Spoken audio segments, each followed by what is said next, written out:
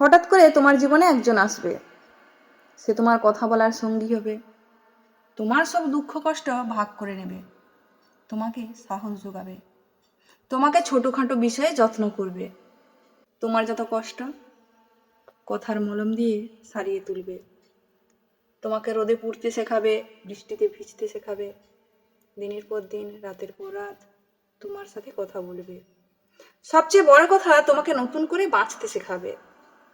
তখন তোমার মনে হবে, হ্যাঁ, এরকমই একজনকে আমি চেয়েছিলাম, অনেক বছর অপেক্ষার পর আমি তাকে পেয়েছি, আমার পাশে আছে একজন।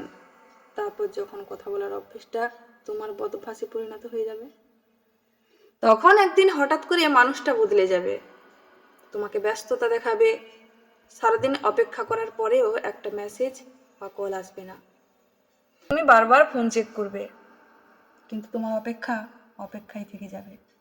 প্রথম প্রথম দু একবার কল করে তোমাকে বোঝাবে সে নিরুপায়, তার জীবনে খুব ব্যস্ততা, তাই সে সময় দিতে পারছে না।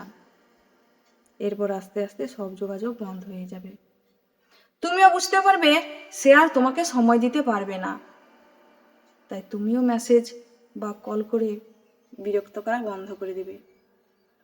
যে মানুষটির জন্য একদিন তুমি ডিপ্রেশন থেকে বেরিয়ে এসেছিলে, আবার সেই মানুষটির জন্যই তুমি আরো গভীর ডিপ্রেশনে চলে যাবে।